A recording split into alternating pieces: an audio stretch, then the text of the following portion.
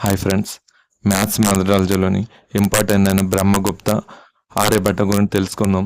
బ్రహ్మగుప్త ప్రస్తుత రాజస్థాన్ ప్రాంతంలోని బిల్లామం అనే ప్రాంతంలో క్రీస్తు శకం 598లో జన్మించాడు. ఆయన ఒక తండ్రి జిష్ణువు. ఈయన క్రీస్తు శకం 628లో రచించిన బ్రహ్మస్ఫట సిద్ధాంతం చాలా ప్రసిద్ధి చెందింది. బ్రహ్మస్ఫట సిద్ధాంతం అనేది అరబీ భాషలో హింద్ అనే పేరుతో అనువాదం చేశారు. బ్రహ్మస్ఫట సిద్ధాంతానికి ఖగోళ శాస్త్రం అనేది ప్రధాన భూమిక. బ్రహ్మస్ఫట గ్రంథంలో 12వ అధ్యయనాన్ని గణిత అని, 18వ అధ్యయనాన్ని కొట్టక అనే పేరుతో బ్రహ్మగుప్తుడు వ్యవహరించాడు. గణిత అధ్యయనంలో అంకగణితము, శ్రేణులతో పాటు కొన్ని జామితి అంశాలను వివరించాడు. కొట్టక అధ్యయనం అనేది విశ్లేషణతో సాగుతుంది. బ్రహ్మగుప్తుడు రచించిన మరొక గ్రంథం కరణఖండ ఖ్యాతిక. కరణఖండ ఖ్యాతిక ఆర్యభట్ట రాసిన ఆర్యభట్ట సిద్ధాంతం అనే గ్రంథానికి వ్యాఖ్యానంగా రాయబడింది. అప్పటికి కొన్ని చోట్ల బ్రహ్మగుప్తుడు ఆర్యభట్ట సిద్ధాంతాలతో విభేదించి వరాహముని యొక్క విధానంలో విశ్లేషణలు చేశాడు.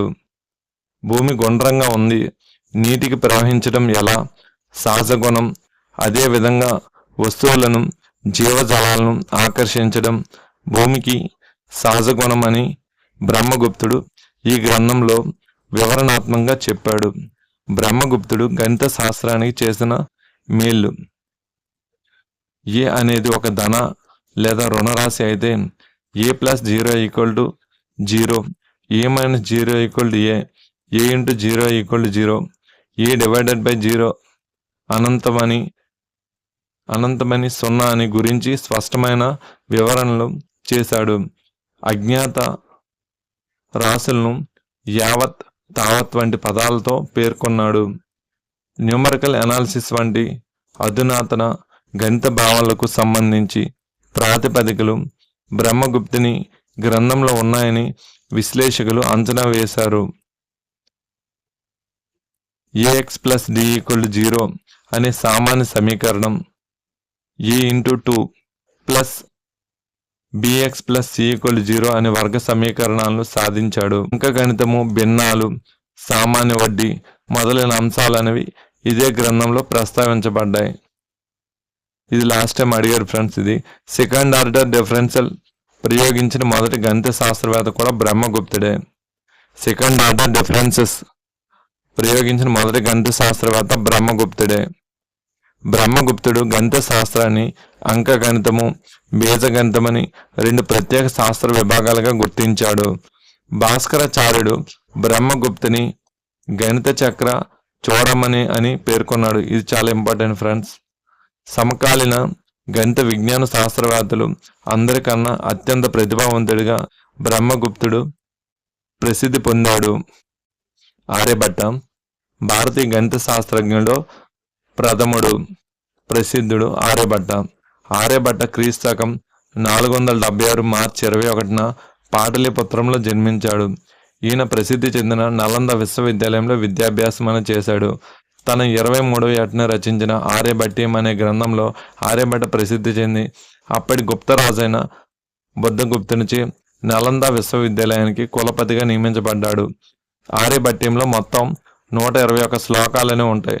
అందులో గీతిక, గణిత, కాలక్రియ, గోళ అనే 4 పాదాలు ఉన్నాయి. గీతిక, గణిత, కాలక్రియ, గోళ అనే 4 పాదాలు ఉన్నాయి. ఆర్యభట్యంలో మొత్తం 121 శ్లోకాలు ఉన్నాయి. అందులో గీతిక, గణిత, కాలక్రియ, గోళ అనే 4 పాదాలు ఉన్నాయి. ఆర్యభట్యంలో ప్రారంభం, ముగింపులో ఫలశ్రుతి శ్లోకంతో కలిపి మొత్తం 3 శ్లోకాలు ఉన్నాయి. మొదటి పాదమైన గీతిక పాదంలో 10 శ్లోకాలు ఉండడం వల్ల దశ గీతిక సూత్రం అనే పేరు వచ్చింది. ఈ శ్లోకాల్లో అంకెలకు సాంకేతికంగా అక్షరాలను ఉపయోగించి అతి సంక్షిప్త రూపంలో రాసే విధానం, భూమికి పరిభ్రమణం, దానివల్ల పగలు రాత్రి ఏర్పడడం, యుగాల ప్రమాణం, భూమి, సూర్యుడు, చంద్రుల యొక్క వ్యాసం, గ్రహాల కాంతి నిక్షేపాలు మొదలైన అంశాలు ఉన్నాయి. గణిత పాదంలో 33 శ్లోకాలు ఉన్నాయి. దశగుణిజాలైన సంఖ్యలు, వర్గము, వర్గమూలము, క్షేత్ర గణితము, ఘనము, ఘనమూలము, వృత్తము, శంకువు, త్రిభుజము, త్రికోణమితి, అంశాలు, సైన్ పట్టికలు, బీజగణిత భావనలు, శ్రేణి తదితర అంశాలనే ఉన్నాయి. కాలపాదంలో 22 శ్లోకాలు ఉన్నాయి. ఇందులో కాలమానం, గ్రహగతుల గురించి వివరించారు. గోళపాదంలో 50 శ్లోకాలు ఉన్నాయి. ఇందులో ఉత్తరాయణ, దక్షిణాయనాలు, సూర్య పరిభ్రమణ మార్గము, గ్రహాల గురించి, గ్రహాల నుంచి సూర్యుని మధ్య దూరము, భూమి, గ్రహాలు, కాంతిహీనము వంటి వాటి గురించి వివరించారు. సో వీడియో మీకు నచ్చితే సబ్స్క్రైబ్ చేయండి ఫ్రెండ్స్. లైక్ చేయండి, షేర్ చేయండి, కామెంట్ చేయండి. Thank you.